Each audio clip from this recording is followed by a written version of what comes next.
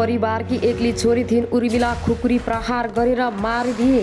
दर्शक पनि यसैबारे पछिल्लो समयको नयाँ अपडेट समाचार ल्याएर तपाईहरुमाझ उपस्थित भइसकेका छौं र यस समाचारलाई अन्तिमसम्म हेर्नुहोला, साथै सम्पूर्ण नेपाली माझ पुर्याउन सक्दो शेयर गरी सबै सामु पुर्याउनुहोला। यदि हाम्रो च्यानललाई अहिलेसम्म सब्स्क्राइब गर्नु भएको छैन भने सब्स्क्राइब गर्नुहोला, साथै छेउमा रहेको बेल आइकनलाई दबाई अलमा क्लिक गरेर सम्पूर्ण नेपालीहरुमाझ पुर्याएर सपोर्ट गर्न नबिर्सनुहोला। मोरङमा आइतबार भएको घटनामा परि एक महिला प्रहरीको मृत्यु भएको थियो। यौन दुर्व्यवहारको आरोप लागेका शिक्षकलाई पक्राउ गर्न गएकी उर्मिलालाई स्थानीयले आक्रमण गरी घाइते बनाए। उनीमाथि खुकुरी प्रयोग गरिएको थियो र उपचारकै क्रममा उनको निधन भयो। 2.5 वर्ष यता प्रहरी सेवामा सेवारत उर्मिला श्रेष्ठले सेवाकै दौरानमा मृत्युवरण गरिन्। उनी परिवारकी एक्ली छोरी थिइन् र उनका दाइ र श्रीमान दुवै प्रहरी सेवामै कार्यरत छन्। एक्ली बहिनीको निधनले भुवन निकै दुखी छन्। उर्मिलाका दाइ भुवन विराटनगरको बखरी प्रहरी चौकीमा सहायक निरीक्षक छन्। आइतबार मोरङको लेटाङ नगरपालिका 5 मा स्थानीयको आक्रमणबाट निधन भएकी प्रहरी जवान उर्मिला 2076 साउन 1 गते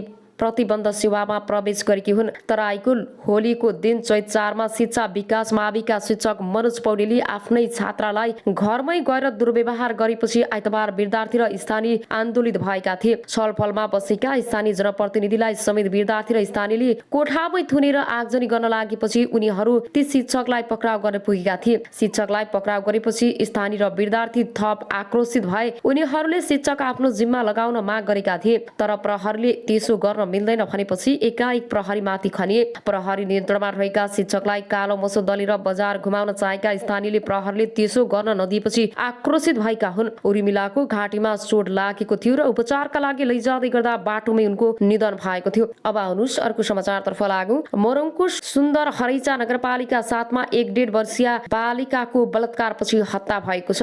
बलात्कारपछि हत्या गरेको आरोपमा प्रहरीले 2 जनालाई पक्राउ गरेको छ र पक्राउ पर्नेमा स्थानीय 25 वर्षीय अजय चौधरी र 28 वर्षीय मिथुन चौधरी रहेका छन्। उनीहरूको घरमा केही नभएको मौका छोपेर घरबाटै बोकेर झाडीमा लगेर बलात्कार गरेको प्रहरीले जनाएको छ। प्रहरीका अनुसार उनीहरूले बलात्कार गरेर झाडीमा फालेर फरार भएका थिए। घटनामा संलग्न 2 जनालाई प्रहरीले 12 घण्टाभित्री पक्राउ गर्न सफल भएको हो। उनीहरूले बलात्कारपछि नाबालिकालाई टाउकोमा ढुङ्गा र बियरको बोतलले प्रहार गरेर गम्भीर घाइते बनाएका थिए। झाडीमा फेला पार्दा उनी रगत्याम्य अवस्थामा थिइन्। यौनाङ्ग रक्ताम्य अवस्थामा भेटिएको प्रहरीको भनाइ छ। अजय 2 वर्ष अघि बालिका अपहरण गरेको घटनामा जेल सजाय भोगेका थिए। उनी गत मङ्सिरमा मात्र कैद भुक्तान गरी छुटेका थिए र 27 फागुनको बेलुका 5:30 बजेतिर घरबाट हराएकी ती नाबालिका 6:30 बजे घर नजिकै झाडीमा अचेत अवस्थामा फेला परेकी थिइन्। उनलाई तत्काल उद्धार गरी उपचारका लागि नोबेल अस्पताल लगिएको थियो। उपचारको क्रममा राति 12:30 बजेतिर उनको मृत्यु भएको थियो। पक्राउ परेका 2 जनाले ललाई फकाइ गरी घरबाट नजिकैको झाडीमा लगेर घटना गराएको मोरङ प्रहरीका प्रवक्ता एसपी जनार्दन जीसीले जानकारी दिनुभयो। अब आउनुहोस् अर्को समाचारतर्फ लागौं। जनालाई प्रहरीले 12 घण्टा भित्री पक्राउ गर्न सफल भएको हो। उनीहरूले बलात्कारपछि नाबालिकाको टाउकोमा ढुङ्गा र बियरको बोतलले प्रहार गरेर गम्भीर घाइते बनाएका थिए। झाडीमा फेला पार्दा उनी रगत्याम्य अवस्थामा थिइन्। यौनाङ्ग र ताम्य अवस्थामा भएको प्रहरीले भेटाएको थियो। बालिकालाई फागुन 27 गते मोरङको बेलबारी 8 बाट खेल्दै गरेको अवस्थामा चोकफन चकलेट दिई ललाई फकाइ गरी पीडितको घरबाट 250 मिटर उत्तर पश्चिम दिशाको खर वरिपरिमा करडी गरी बियरको बोतल तथा ढुङ्गा प्रहार गरी ज्यान लिएको कार्यालयका प्रमुख एवं प्रहरी उपरीक्षक जनार्दन जीसीले बताउनु भएको छ। अभियुक्तलाई प्रहरीले शारीरिक र प्राविधिक अनुसन्धानबाट घटना भएको 12 घण्टामा पक्राउ गरेको उपरीक्षक जीसीले जानकारी दिए। उनीहरूलाई श्राद्ध 1 अस्पताल 1 पसलमा मांसपेशी गरी मामा घरमा गएर बसेको अवस्थामा पक्राउ गरेको प्रहरीले जनाएको छ। आरोपी अजय चौधरी 2 वर्ष अगाडि 2 वर्षीय बालिकाको अपहरणमा मुद्दा करार चलान भई गएको मङ्सिर 18 गते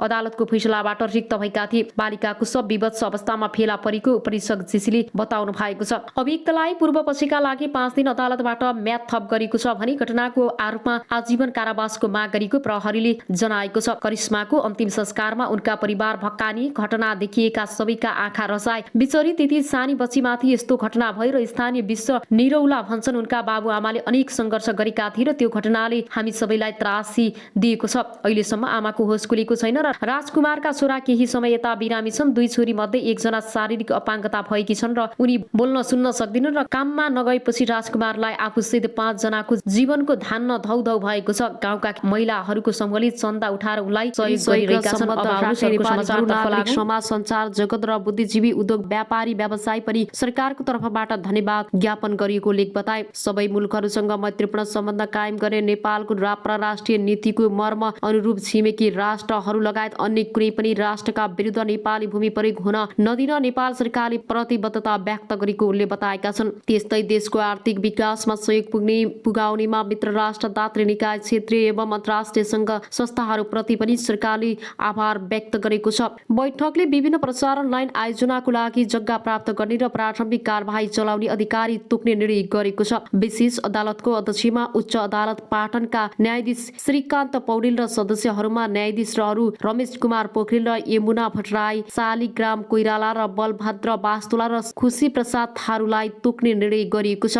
त्यसैगरी राजस्व न्यायाधिकरण काठमाडौँको कानून सदस्य एवं अध्यक्षमा उच्च अदालत पाटनका न्यायाधीश टेक प्रसाद ढुङ्गानालाई तोक्ने निर्णय भएको छ। खानेपानी महसुल निर्धारण आयोगको अध्यक्ष एवं सदस्य सिफारिस समितिको सदस्यमा भूपेन्द्र प्रसाद आर्यलाई नियुक्त गरिएको प्रवक्ता कार्कीले जानकारी दिनुभयो। सरकारले भूतपूर्व ब्रिटिस गोर्खा सैनिकहरूलाई सम्बोधन हुन बाँकी रहेका मागहरूका बारेमा संयुक्त अधिराज्य सरकारसँग वार्ता गर्न संयुक्त अधिराज्यका लागि नेपाली राजदूतको नेतृत्वमा नेपाली प्रतिनिधि मण्डल गर्ने निर्णय गरेको छ। अब आउनुहोस् अर्को समाचारतर्फ लागौं। अमेरिकाबाट जहाज चढेर नेपाल आइपुगी 7 वटा साडी। अमेरिकाको सिकुबाट प्लेन चढाएर ल्याएको 7 वटा साडी 3 दिनको हवाई यात्रापछि शुक्रबार काठमाडौँ आइपुगेका छन्। गाईको नस्ल सुधार तथा दूध विकासका लागि कृषि तथा पशुपक्षी विकास मन्त्रालयले खरिद गरेको 7 वटा साडी नेपाल आइपुगेका हुन्। 23 फेब्रुअरी अर्थात् 11 फागुनमा अमेरिकाको सिकागोबाट हिँडाइएको उक्त साडीहरू कतारको राजधानी दोहा, भारतको राजधानी नयाँ दिल्ली विमानस्थल हुँदै 3 दिनको जहाज यात्रामा काठमाडौँ अन्तर्राष्ट्रिय विमानस्थल आइपुगेको मन्त्रालयले अन्तर्गतको नेपाल लाइभ स्टार सेक्टर र नोभेम्बर आयोजनाले जनाएको छ।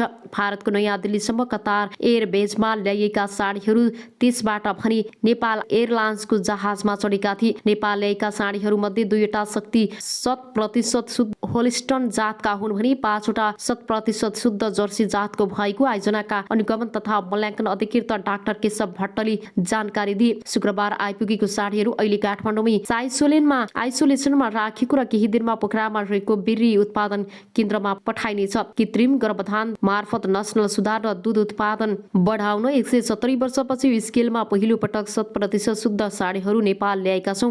यस राष्ट्रिय पशु प्रजनन कार्यालय पोखरामा लगेर नस्ल सुधारमा प्रयोग गरिनेछ। भट्टले अनलाइन खबरसँग भने जङ्ग बहादुरले 1907 मा ल्याएपछि पहिलो पटक अमेरिकाबाट साडी ल्याई आयोजनाको दाबी छ। नेपाल ल्याएका मध्ये 2 वटा साडी शुद्ध होस्टेल र 5 वटा जर्सीका साडी हुन् र 10 देखि 12 महिना उमेरका यी साडीहरूको कुल 2300 किलो छ। साडीहरू नेपाल ल्याउन मेडग्रम नामक सप्लायर्सले ठेक्का पाएको थियो र सिकागोदेखि पोखरासम्म पुर्याउन कुल 1 करोड 30 लाख सप्लायर्सले ठेक्का पाएको आयोजनाले जनाएको छ। दूधका लागि किसानले व्यावसायिक रूपमा पालेको गाईमा उन्नत जातको नस्ल सुधार गर्न यी साडीहरू ल्याएको भट्टले बताए। राष्ट्रिय पशु प्रजनन कार्यालय पोखरामा यी साडी मार्फत संकलन हुने बेरिय स्थानीय नेपाली गाईलाई क्रस गराउँदा 50% सम्म गुण सर्छ। यसले हाम्रो गाईहरूको दुग्ध उत्पादन क्षमतामा बढ्छ र अनुगमन तथा मूल्याङ्कन अधिकृत डाक्टर भट्टराईले भने 18 देखि 21 महिनाका हुँदा वयस्क हुने यी साडीहरूबाट उत्पादन हुने बेरिय नस्ल सुधारका लागि उच्च कोटिको हुने राष्ट्रिय पशु प्रजनन कार्यालयले जनाएको छ। अब आउनुहोस् अर्को समाचारतर्फ लागौं। 2वटा मोर्चाको आकस्मिक बैठक। नेपाल कम्युनिस्ट पार्टीको केन्द्रीय कार्यालय बन्द गर काठमाडौँ बस्यो र नेपालका क्रान्तिकारी देशभक्त प्रगतिशील राजनीतिक शक्ति र नेपाली जनताको राष्ट्रिय रूपमा अस्वीकृत विरोध र देशव्यापी सङ्घर्ष गर्दा गर्दै पनि देउवा सरकारले रातारात एमसीसी कन्फ्याट पारित गर्न मूर्खता गरिरहेको छ। विज्ञप्तिमा यस्तो छ, राष्ट्रका विरुद्ध घोषणा गरिएको बन्द कार्यक्रमलाई पूरै तागतका साथ सफल पार्न देशभक्त वामपन्थी प्रगतिशील सच्चा लोकतन्त्रवादी लगायत आम जनसमुदायमा अनुरोध गरिएको छ। यसका विरुद्ध राष्ट्रिय रूपमा प्रतिवाद सङ्घर्ष सञ्चालन गर्नु देशभक्त नेपाली जनताको कर्तव्य हुन पुगेकाले विषयको यही संवेदनशीलतालाई दृष्टिगत गरी हामी 6 कम्युनिस्ट पार्टी र 2 मोर्चाले तत्कालीन जनसङ्घर्षको कार्यक्रम घोषणा गरेका छौं। यसलाई पूरै लगातार तागतका साथ सफल पार्न देशभक्त वामपन्थी प्रगतिशील र सच्चा लोकतन्त्रवादीहरू लगायत आम जनसमुदायमा विनम्र अनुरोध गर्दछौं। साथै आज एमसीसीको विरोधमा आन्दोलनमा घाइते सम्पूर्ण देशभक्त योगदानहरू जवानहरूको स्वास्थ्य लाभको कामना गर्दछौं। विज्ञप्तिमा भनिएको छ, नेपाल बन्दको घोषणासहित संयुक्त प्रेस विज्ञप्ति जारी गर्नेहरूमा नेकपा महासचिव विप्लव, नेकपा नौ क्रान्तिकारी माओवादीका महासचिव मोहन वैद